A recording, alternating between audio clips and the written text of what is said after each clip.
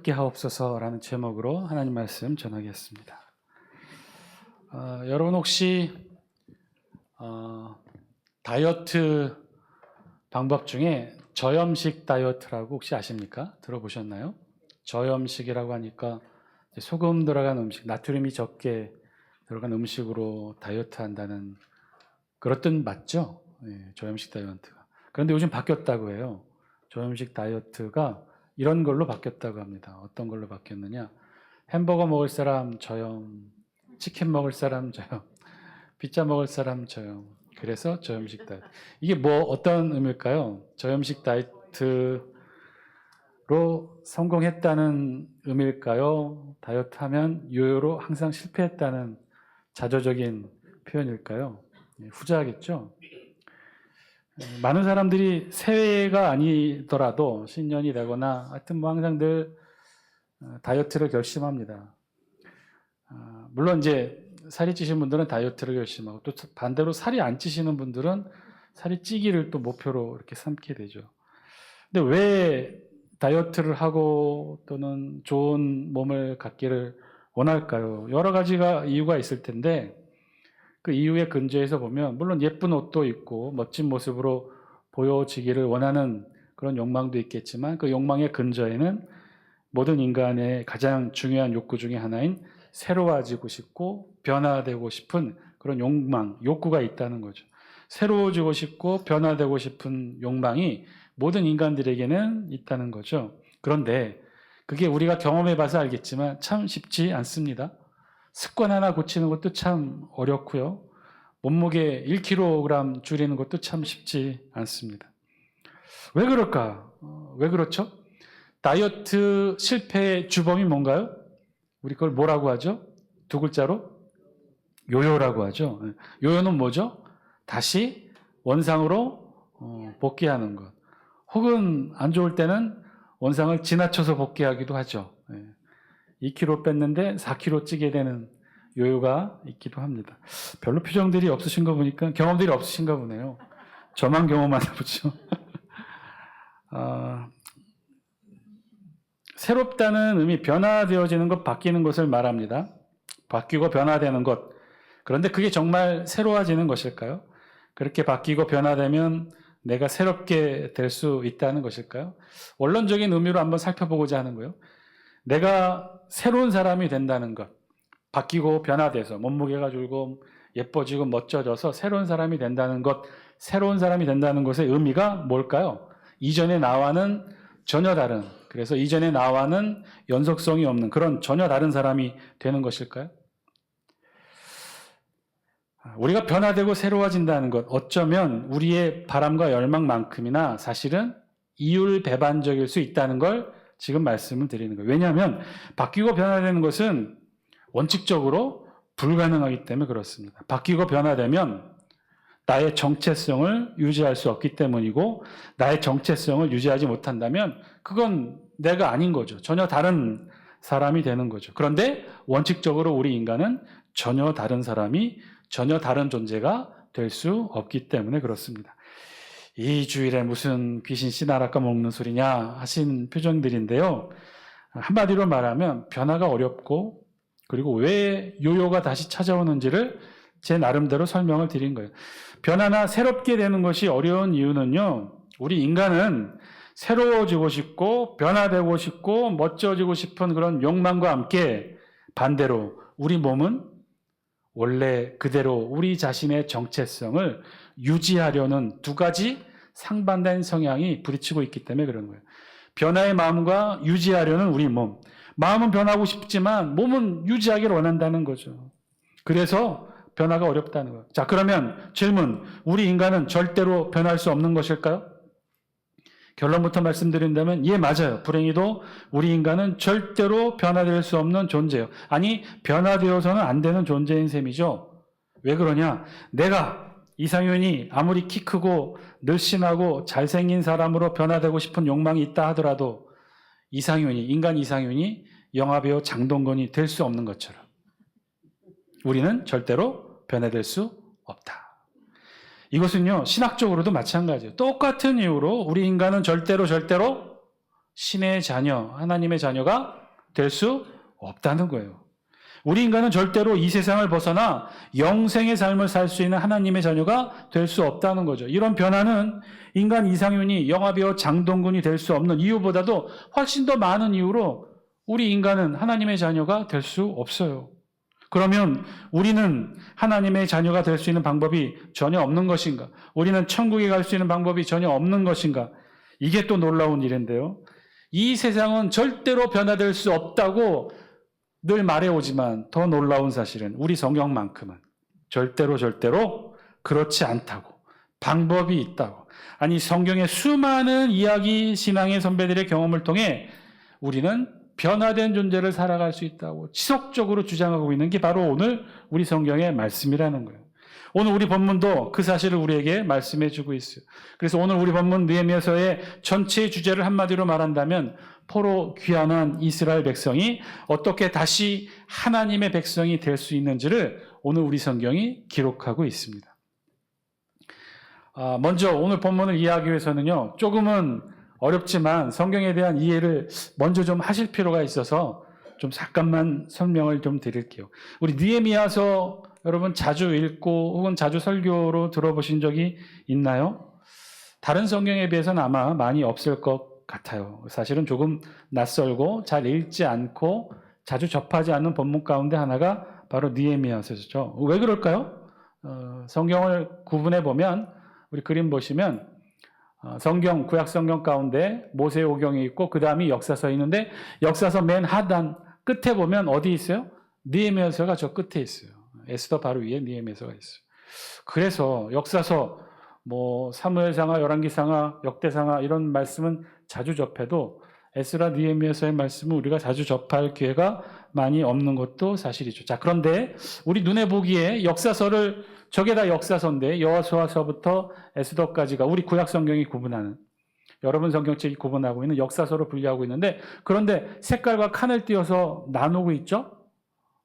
여호수아서부터 역대하까지 한 묶음, 에스라부터 에스더까지 한 묶음.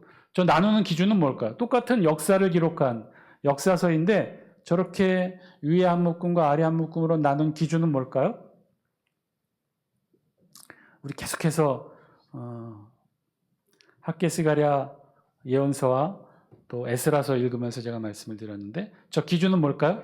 이스라엘 역사를 획으로 딱 긋는다면, 정말 이스라엘 전체 역사를 획으로 딱 긋는다면 결정적인 사건은 나라를 잃고 성전이 무너졌던 바벨론 침략 사건. 바벨론 침략으로 이스라엘 백성, 남유다 백성들이 어떻게 됐죠? 나라를 잃고 성전을 잃고 포로로 끌려갔잖아요. 이 바벨론 침략의 기점을 잡아서 바벨론 포로 이전의 역사와 바벨론 포로 이후의 역사로 나눈 것이 저 바로 오늘 역사서의 그 구분이에요. 다시 한번 그림 보여주시면 역사서가 그래서 여호수아서부터 역대하까지, 이건 바벨론 포로 이전의 역사를 기록한 역사서의 내용이에요. 그리고 에스라서, 느헤미야서, 에스더서는 바벨론 포로 이후를 기록한 내용이다. 자, 조금 표정 보니까 더 하면 안 될 것 같은데 그래도 준비했으니까, 이상희 목사 준비했으니까 한번 드러나 보세요. 자, 그러면 저 역사서, 포로기 이전의 역사서도 고급화해서 조금 나누어 보면 다음 그림 보여주실래요? 이렇게 나눌 수가 있어요. 여호수아, 사사기, 룻기 한 묶음, 사무엘상하, 열왕기상하, 역대상하 한 묶음. 자, 저 나누는 기점은 뭘까요? 뭐로 기준으로 나눌까요? 혹시 아시는 분 있어요? 일부 예배 때는 딱 맞추시던데. 누굴까요? 예, 비슷하게 말씀하셨는데 왕의 유무, 왕이 있던 시대와 왕이 없던 시대. 왕이 없던 시대는 모세, 여호수아, 그 다음에 사사들이 이끌었던 시대. 여호수아, 사사기, 룻기. 그리고 왕이 있었던 사울왕 이후에는 사무엘상하, 열왕기상하, 역대상하. 이렇게 나눌 수 있다. 그래서 역사서는 이렇게 세 부분, 왕이 없던 시대, 왕이 있던 시대, 그다음에 포로기 이전과 이후 이렇게 나눌 수 있다. 자, 오늘 주제는 넘어가서 오늘은 우리가 그 역사서의 후반부 마지막에 기록된 에스라, 느헤미야서, 에스더서의 말씀을 우리가 읽고 있습니다. 그런데 정확하게 에스더서는 역사서가 아니라 포로기 이후에 기록된 한 편의 드라마를 첨가해서 저기다 배치했습니다. 포로기 이전에 한 편의 드라마가 역사서에 들어있는데 그건 뭘까요? 네, 없군요. 룻기. 룻기도 마찬가지입니다. 룻기는 역사서는 아니고 한 편의 드라마인데 포로기 이전의 역사를 기록하기 위해서 놓았어요. 자, 어려운 얘기는 그만두고 포로 이후의 역사를 기록한 것이 에스라 느헤미야서다. 자, 그래서 포로 에스라 느헤미야서도요 좀 구분을 한다면, 거칠게 좀 구분한다면 몇 단계로 구분할 수 있는데, 왜 그러냐면 포로로 끌려갈 때도 1차, 2차, 3차 포로 세 번에 나눠서 끌려갔지만, 포로에서 귀환할 때도 한꺼번에 귀환한 것이 아니라 1차 포로 귀환, 2차 포로 귀환, 그림 보여주세요. 3차 포로 귀환자로 이렇게 세 번에 나누어서 귀환의 역사가 이루어집니다. 자, 1차 포로 귀환은 누가 이끌었어요? 수룹바벨 대제사장은 예수아, 수룹바벨 예수아가 이끌었고, 2차 포로 귀환을 이끌었던 지도자는 에스라, 3차 포로 귀환을 이끌었던 지도자는 느헤미야. 그래서 에스라서와 느헤미야서를 좀 제가 잘 쉽게 구분한다고 저렇게 표를 만들었는데 쉬울지 모르겠네요. 자, 그래서 에스라서는 1차 포로 귀환자들의 역사, 2차 포로 귀환자들의 역사를 기록한 게 에스라서고, 느헤미야서는 3차 포로 귀환자들의 역사를 기록한 게 느헤미야서라는 거예요. 자, 그래서 에스라서, 느헤미야서는 3차 포로, 1차, 2차, 3차 포로 귀환자들이 이렇게 배치가 됐다는 거. 자, 그럼 중요한 건 오른쪽인데, 에스라서는 그럼 무엇을 기록하고 있느냐? 1차 포로 귀환자, 2차 포로 귀환자들이 귀환해서 역사, 중요한 일들을 일으켰는데 어떤 일들을 했느냐? 성전 재건을 합니다. 느헤미야에서 3차 포로 귀환자들이 왔어요. 그 3차 포로 귀환자들이 역사를 일으켰는데 어떤 역사를 했느냐? 성벽 재건을 하게 됩니다. 그래서 에스라서는 성전 재건의 내용이 기록되어 있고, 느헤미야에서는 성벽 재건의 내용이 기록되어 있어요. 자, 중요한 건 그 다음인데, 성전을 재건했어요. 성전 하드웨어를 다 재건했단 말이에요. 무너진 성전, 바벨론 침략으로 인해서 성전이 다 회파됐다고 그랬어요. 그 안에 기물도 없어지고 성전의 모든 것들이 다 무너졌는데, 포로 귀환한 1차, 2차 포로 귀환자들이 빼앗긴 성전 기물도 가지고 와서 성전 재건 역사를 이룹니다. 자, 그러면 성전이 재건됐어요. 하드웨어가 재건됐어요. 그 다음에 세워야 될 게 뭐죠? 성전이 재건됐으면 성전에서 하는 일이 뭐죠? 제사 제도가 다시 시작되기 위해서는 그 안에 소프트웨어가 이루어져야겠죠. 그래서 시작된 게 뭐예요? 신앙개혁이에요. 그래서 에스라서에는 성전 재건이 이루어지고 에스라 주도의 신앙개혁의 내용이 담겨 있습니다. 70년 동안 바벨론의 포로로 생활하다 보니 유다 백성들의 신분이 뭐예요? 하나님의 백성에서 바벨론 포로가 되었단 말이에요. 70년간 성전도 없었고 하나님도 떠난 삶을 살았단 말이죠. 그렇다고 해서 성전이 덩그러니 재건됐다고 해서 이들이 온전히 하나님의 백성이 되느냐? 그럴 수 없다고 생각해서 성전 앞에서 이들은 자신의 신앙을 개혁합니다. 이전에 70년 하나님이 없던 시간들, 성전이 없던 시간들 속에 이방인과 통혼했던 모든 통혼자들, 우상 숭배했던 모든 것들 다 깨끗이 신앙개혁을 일으키는 내용을 에스라서가 담고 있고요. 자, 그래서 느헤미야서에서는 성전은 재건됐으니 이제 성벽을 재건하는 역사를 이룹니다. 성벽 재건되고 나서 그 다음에 뭐가 이루어져요? 하나님 앞에서 언약갱신이 이루어집니다. 오늘 우리 본문의 핵심 내용은 바로 이 주제가 언약갱신이에요. 자, 그러면 포로 귀환자들이 포로 귀환 역사를 이뤘다. 역사 하는데 도대체 그 역사가 무엇이었을까? 잠깐 설명드렸지만 성전 재건과 성벽 재건의 역사죠. 그런데 그 표를 다시 한번 보여주실래요? 이 표에서요, 그 전에 앞에 그림 보여주시오. 그러면 우리가 뭘 봐야 되냐면 연도를 한번 보셔야 돼요. 1차 포로 귀환자가 몇 년도에 귀환한 거죠? BC 537년. 마지막 3차 포로 귀환자가 귀환한 건 BC 445년. 빼면 대략 한 92년간의 차이가 생겨요. 즉 이 이야기는 포로 귀환자들이 몇 년에 걸쳐서 귀환한 거예요? 92년에 걸쳐서 귀환한 거예요. 이 이야기는 바꿔 얘기하면 포로 귀환자들이 했던 역사는 성전 재건의 역사와 성벽 재건의 역사인데 이 역사를 몇 년에 걸쳐서 했다는 거예요? 92년. 100년 가까이 이 일을 한 거예요. 그러니까 이건 쉽지 않은 일이고 굉장히 오래된 일이에요. 아니 도대체 무슨 성전 재건과 성벽 공사를 100년씩 걸쳐서 합니까? 다음 사진 보여주실래요? 실제 솔로몬 시대 예루살렘 성을 성경을 토대로 그린 상상도예요. 성전이 어디 있어요? 저 맨 위쪽에. 그 앞에 왕궁이 있고요. 그리고 그 앞에 백성들이 살아가는 도성이 있어요. 중간에 한 번 더 확장이 있기 때문에 저런 색깔과 저런 모양이에요. 근데 굉장히 길죠. 성전은 어디예요? 저 맨 끝에 있어요. 성벽은 전체로 쭉 두르는 게 성벽이죠. 저게 1, 2년 안에 끝날 공사일까요? 아니요. 그래서 몇 년 걸린 거예요? 92년, 100년 가까이 걸린 거예요. 남유다 예루살렘이 바벨론 침략으로 멸망했고 포로로 끌려가게 돼요. 그때 유다 땅에는 두 가지가 멸망한 거예요. 성전이 무너졌고 또한 성벽이 무너졌어요. 바빌론이 일부러 다 무너뜨렸어요. 재건하지 못하도록, 반란을 일으키지 못하도록. 그래서 포로 귀환 자들이 귀환할 때 귀환의 역사의 초점은 오로지 두 가지였어요. 성전 재건과 성벽 재건. 이것을 기록한 것이 에스라 느헤미야서. 자, 그래서 느헤미야서, 오늘 우리 주제의 말씀은 느헤미야서고, 느헤미야서도 그 안을 또 한 번 세분해 보면 1장부터 7장까지는 성벽 재건의 역사를 기록하고, 이제 8장부터 13장까지는 성벽 재건이 됐으니까 이제 그 앞에서 하나님 앞에 언약 갱신을 이룹니다. 자, 오늘 본문 말씀 9장 1절 말씀 영상을 통해 같이 함께 읽습니다. 시작. 그달 숨은 나은 날에 이스라엘 자손이 다 모여 금식하며 굵은 베옷을 입고 티끌을 무릅쓰며. 성벽 다 완성됐다고 그랬어요. 이제 그랬는데 어떻게 해요? 백성들이 자연스럽게 모였다고 했어요. 모여서 무엇을 했다고 그랬어요? 굵은 베옷을 입고 티끌을 무릅썼다고 했어요. 그리고 2절에 보니 모든 이방 사람들과 절규하고 자기의 죄와 조상들의 허물을 자복했다는 거죠. 포로 귀환 자들이 성전 재건, 성벽 재건 다 완성하고 이제 자연스럽게 한 자리에 모여서는 금식하고 베옷을 입고 이방 사람들과 절규하고 자기의 죄와 조상들의 죄를 자복했다는 거죠. 자, 그런데 오늘 우리가 관심을 가져야 될 것은 1절 말씀 가운데 그 앞부분이. 그때가 언제라는 거예요? 그때가 그달 숨은 나은 날. 숨은 나은 날은 24일을 말하죠. 그럼 그 달은 언제일까요? 몇 월 달이라는 거죠? 이거를 알기 위해서 8장 1절 말씀 거슬러 올라가서 1절 말씀 영상을 통해 같이 함께 읽습니다. 시작. 이스라엘 자손이 자기들의 성읍에 거주하였더니 일곱째 달에 이르러 모든 백성이 일제히 수문 앞 광장에 모여 학사 에스라에게 여호와께서 이스라엘에게 명령하신 모세 율법책을 가져오기를 청하며. 그러니까 오늘 본문 9장 1절은 사실 그 연결이 8장 1절부터 연결된 거죠.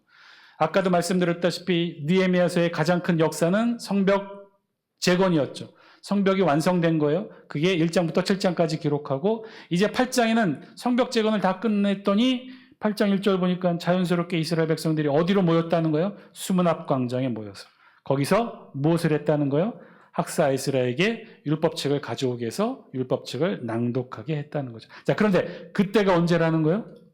7월 달. 그러니까 오늘 본문 9장 21절에 그달 숨은 나은 날은 언제예요? 7월 24일을 말하는 거죠. 자, 그러면 이들이 모여서 정확히 뭘 했느냐? 8장 23절 영상을 통해 같이 한번 읽습니다. 시작. 일곱째 달 초하루에 제사장 에스라가 율법책을 가지고 회중 앞 곧 남자나 여자나 알아들을 만한 모든 사람 앞에 이르러 수문 앞 광장에서 새벽부터 정오까지 남자나 여자나 알아들을 만한 모든 사람 앞에서 읽음에 뭇 백성이 그 율법책에 귀를 기울였는데. 일곱째 달 초하루 7월 1일에 자연스럽게 백성들이 성전 재건, 성벽 재건, 모든 포로 귀환의 역사들 다 마치고는 누가 모이라 하지 않았는데도 자연스럽게 수문 앞 광장에 모여서 에스라가 율법책을 낭독하고 모든 백성들이 그 율법책을 들었다는 거예요. 언제? 새벽부터 정오까지. 새벽 6시부터 정오 12시까지 이 말씀을 들었다. 근데 그때가 언제냐? 7월 1일이었다는 거예요. 왜 7월 1일이었을까요? 7월 1일이 갖는 의미가 좀 중요해서 약간 좀 설명을 드리면 이스라엘의 7대 절기하면 7가지 반드시 지켜야 될 절기가 있어요. 유월절, 무교절, 초실절, 오순절, 나팔절, 대속제일, 초막절 이렇게 7개의 절기를 반드시 지켜야 돼요. 그런데 그 날짜들을 보니까 유월절은 1월 14일이고요. 무교절은 유월절 다음부터 7일간이에요. 초실절은 유월절이 지난 안식일 1월 17일 정도 되고요. 오순절은 언제냐? 6월절로 이 초실절로부터 77이 49, 50일이 지난 날이에요. 그래서 대략 날짜로 보면 3월 6일. 지금은 다 유대력이에요. 1월 14일, 1월 15일, 1월 17일, 3월 6일.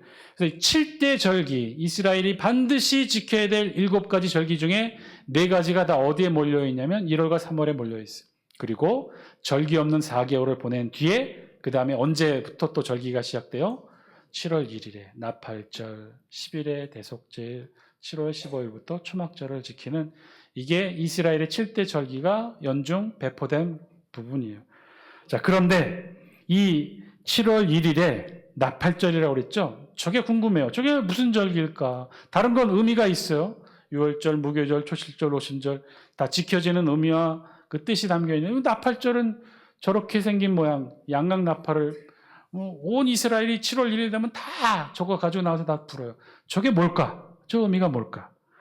저 나팔절을 히브리어로 로시 하샤나라고 하는데, 로시는 머리, 사람의 머리 앞부분을 뜻하고요. 하는 정관사고, 샤나는 해, 년이에요.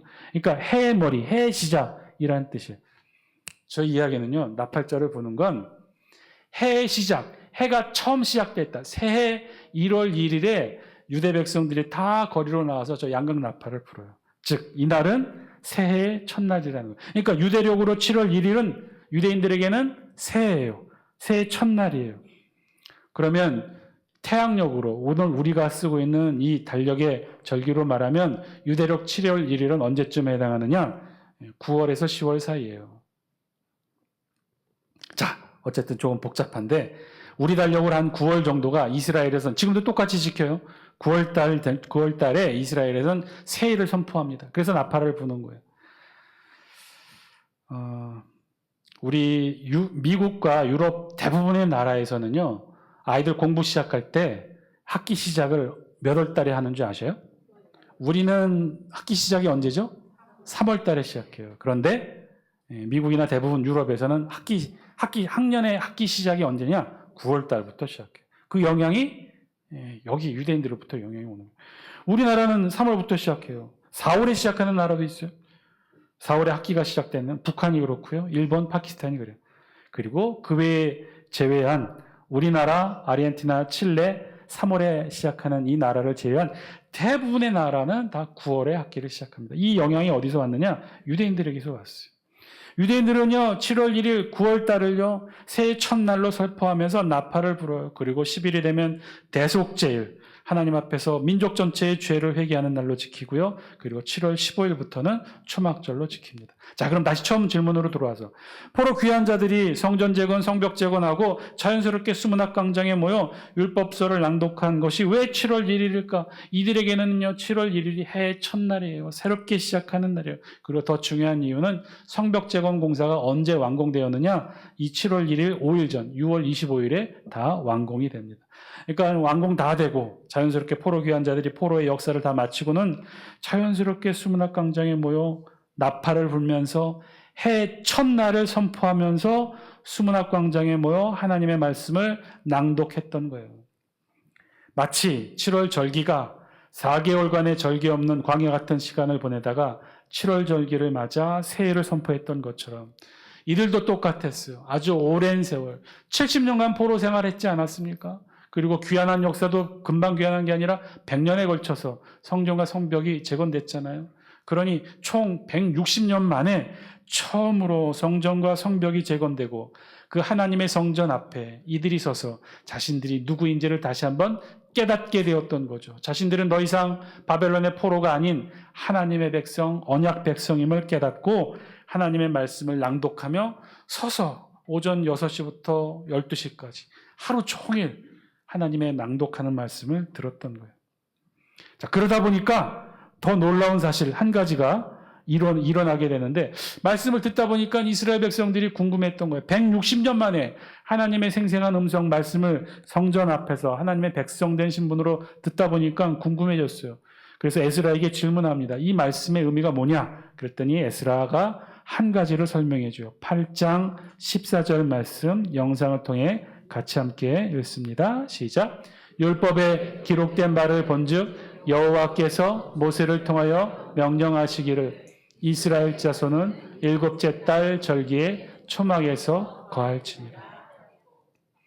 이 말씀을 듣게 된 거예요. 160년 만에 초막절에 대한 명령, 하나님의 명령을 들었어요. 160년 동안은 초막절 지켰어요? 안 지켰어요? 안 지켰어요. 그리고 실제로 이스라엘 역사, 포로기 이전의 마지막의 역사 수백 년 동안은요, 절기 잘 지키지 못했단 말이에요. 그러니까는 수백 년에 걸쳐서 초막절 절기를 지키지 못했다가 이제 하나님의 말씀을, 언약의 말씀을 다시 듣는 가운데 하나님의 명령을 듣게 되었던 거예요. 그래서 8장 후반절에는요, 이스라엘 백성들이 이 하나님의 명령, 초막절을 지키라는 하나님의 명령을 듣자마자 전 모든 포로 귀한 백성들 전체가 국가적으로 초막절을 다 지킵니다.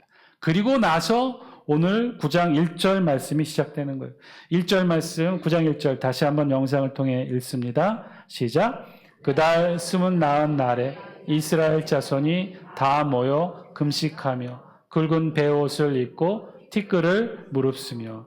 그래서 그달 24날은 언제예요? 7월 24일.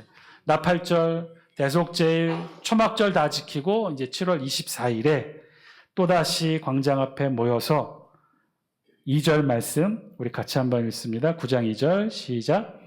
9장 2절입니다. 시작. 모든 이방 사람들과 절규하고 서서 자기의 죄와 조상들의 허물을 자복하고. 이방 사람들과 절규하고 서서 자기 죄와 조상의 허물을 자복했다는 거예요. 이렇게 시작된 것이 회개와 함께 시작된 이스라엘의 언약갱신 사건이에요. 이렇게 언약갱신은요, 회개를 통해 시작합니다. 철저한 회개였어요. 그런데 그 회개의 특징은 숨어서 골방에서 혼자 가슴을 치며 회개한 것이 아니라 많은 사람들이 모여있는 이 수문학 광장에서 서서 이방인들과 절교를 선포하고 자신의 죄, 조상들의 죄를 큰 소리로 외치며 자복합니다. 심지어는요, 특별한 모습도 보여지는데 9장 4절 같이 함께 읽습니다. 시작. 레위 사람 예수아와 바니와 감미엘과 스바냐와 분니와 세레바와 바니와 그나니는 단에 올라서서 큰 소리로 그들의 하나님 여호와께 부르짖고. 지금 어떤 상황이에요? 수문학 광장에서 단을 만들어 에스라가 하나님의 말씀을 낭독하고 있는 바로 그 자리였는데, 그런데 언약갱신이 일어나는 바로 그 순간 몇몇 레위 사람들이 어떻게 했느냐? 그 흥분과 그 열정을 주저하지 못하고 단으로 뛰어 올라가서 어떻게 했다는 거예요? 큰 소리로 하나님께 부르짖었다는 거예요. 단 위에 올라와서 서서 하나님의 말씀을 듣던 이스라엘 백성들이 단 위에 뛰어 올라와서 하나님께 부르짖었다. 5절 또 신기한 일이 일어나는데 5절 같이 한번 읽습니다. 시작. 또 레위 사람 예수아와 감미엘과 바니와 하삼느야와 세레바와 호디야와 스바냐와 부다이아는 이르기를 너희 무리는 마땅히 일어나 영원부터 영원까지 계시 너희 하나님 여호와를 송축할지어다. 주여 주의 영화로운 이름을 송축하올 것은 주의 이름이 존귀하여 모든 송축이나 찬양에서 뛰어남이니이다. 일부 사람들은 단 위에 뛰어 올라와서 여호와 하나님을 부르짖었고, 또 일부 사람들은 자기 자리에서 일어나서 뭐라고 외쳤느냐? 마땅히 영원부터 영원까지 계신 너희 하나님 여호와를 송축할지어다. 그랬더니 모든 백성들이 다 일어나서 하나님을 부르짖고 찬양하고 자기 죄를 자복하고. 여러분, 이 구절을 읽다 보면 어떤 게 상상이 되어져요? 마치 꼭 무슨 부흥 집회나 찬양 집회 때 모습이 연상되지 않습니까? 막 단 위에 올라가서 부르짖고 자기에서 일어나서 하나님을 찬양하고. 성벽 재건 다 끝나고 수문학 광장에 이스라엘 백성들이 모여서 7월 절기를 지키면서 이들은 비로소 하나님 앞에서 이런 신앙의 축제를 벌였다는 거예요. 이런 놀라운 찬양과 부흥 집회가 어떻게 일어났는지를 오늘 우리 성경 3절은 그 이유에 대해서 이렇게 설명해요. 3절 말씀 같이 함께 읽습니다. 시작. 이날에 낮 4분의 1은 그 제자리에 서서 그들의 하나님 여호와의 율법책을 낭독하고 낮 4분의 1은 죄를 자복하며 그들의 하나님 여호와께 경배하는데, 낮 4분의 1은 언제를 뜻할까요? 낮을 12시간으로 보면 한 3시간을 의미하죠. 3시간은 제자리에 서서 율법책 읽었다는 거예요. 낭독을 들었다는 거예요. 3시간은 서서 죄를 자복하고 하나님께 경배하고 예배했다는 거예요. 3시간 서서 말씀 읽고 3시간 서서 하나님께 예배드리는, 하루 꼬박 6시간을 이렇게 언약갱신은 아침부터 정오까지 이루어졌다는 거죠. 사랑하는 장수교 성도 여러분, 오늘 말씀을 통해 우리에게도 주신 하나님의 음성 저와 여러분들이 들을 수 있게 되기를 바랍니다. 3시간 서서 하나님 말씀 읽고 3시간 동안 회개하고 이렇게 포로 귀한 백성들은요, 하나님께 언약갱신을 합니다. 저들은 이전까지는요, 바벨론의 포로였어요. 그리고 다시 성전이 재건되고 성벽이 재건됐을 때 하나님의 언약 백성이 되기 위해서 저들은 저렇게 말씀으로 새로워졌다는 거예요. 금식하고 세상과 절교하고 죄를 자복하고 결정적으로 3시간 동안 서서 하나님 말씀 읽고 3시간 동안 서서 회개하며 단에 올라 부르짖고 기도하고 이 자기 자리에서 일어나서 하나님을 찬양하고 부르짖고. 여러분, 저들이 이토록 하고자 했던 것이 무엇이었겠어요? 새로워지고 싶었던 거죠. 160년 동안 나라 잃고 성전을 잃어서 포로의 신분으로 지내다가 이제 성전 재건하고 성벽 재건하고 그래서 성전 앞에 하나님의 백성으로 다시 자신이 새롭게 변화되기를 열망하며 하나님 앞에 나왔던 거예요. 하나님의 백성 선민 이스라엘로 새롭게 다시 태어나기를 저들은 원했던 거죠. 오늘 말씀에 비추어 우리 자신도 돌아보기를 원합니다. 본문 이스라엘 백성들이 그토록 갈망했던 것은요, 변화된 삶 살기를 원했어요. 이전에 내가 아닌, 포로의 신분이 아닌, 이방인과 통혼한 삶이 아닌 하나님의 거룩한 백성 이스라엘로 다시 새롭게 변화되기를 원했던 거예요. 그런데 오늘 성경 읽어보니 그 변화는 어떻게 이루어졌어요? 성전 재건이 되니까 자연스럽게 포로에서 선민 하나님의 백성이 되었나요? 성벽 재건이 되니까 자연스럽게 포로의 신분에서 하나님의 백성이 되었나요? 아니에요. 저들이 포로의 신분에서 하나님의 백성으로 변화됐던 건 그 사이에 무엇이 있었어요? 하나님의 말씀이 있었어요. 그 말씀을 하루 종일 듣고 깨닫고 그 말씀에 변화되어 금식하고 세상과 절규하고 죄를 자복하고 3시간 서서 말씀 읽고 3시간 동안 서서 회개하고 단에 올라 부르짖고 기도하고 하나님을 찬양하는 것으로 저들은 포로의 신분에서 다시금 하나님의 언약 백성으로 변화되게 되었던 거죠. 여러분, 원래 애굽에 놓였던 이스라엘 백성들이 하나님의 백성으로 변화됐던 건 무엇 때문에 변화됐나요? 애굽에 내린 10가지 재앙이 저들을 변화시켰나요? 홍해의 갈라짐이 저들을 변화시켰나요? 가나안 땅이 저들을 변화시켰나요? 아니잖아요. 애굽의 노예가 하나님의 백성이 된 건 시내산에서 모세를 통해 하나님의 말씀을 받았기 때문에 변화된 거예요. 마찬가지예요. 바벨론 포로에서 다시금 하나님의 언약 백성으로 변화시킨 건 하나님의 말씀이었어요. 말씀이 우리를 변화시키고 우리를 새롭게 하는 줄 믿습니다. 우리를 변화시키는 것은요, 다른 것 아니에요. 말씀이에요. 이 세상 그 어떤 것도 우리를 변화시키지 못한다고 했어요. 다시 돌아가는 요요가 우리 신앙에서도 일어난다는 거예요.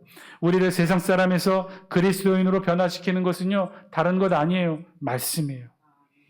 말씀만이 저와 여러분들을 하나님의 자녀, 천국 백성, 영생의 삶의 소유자로 변화시키게 되는 줄 믿습니다. 그 말씀이 육신이 되어 이 땅에 오신 분이 누구예요? 예수 그리스도예요. 그래서 예수 그리스도가 우리를 변화시키는 거예요. 사랑하는 장축의 성도 여러분, 오직 말씀으로 변화를 온전히 이루시는 여러분 되시기를 주의 이름으로 간절히 축원드립니다. 여러분 아직도 옛날의 습성과 관습으로 여러분 괴롭고 괴롭힘을 당하고 있습니까? 더 이상 변화되지 못하고 세상에 더 가까운 삶을 살고 있습니까? 용기를 내시고 결단하셔서 말씀 붙드시기 바랍니다. 말씀을 가까이 하시고 말씀을 자꾸 입에 묻히시고 말씀에 천착하고 말씀에 노출된 삶을 살아가시기 바랍니다. 오로지 우리를 변화시키는 것 다른 것 없다고 그랬어요. 말씀이 우리를 변화시킵니다. 기도드리겠습니다.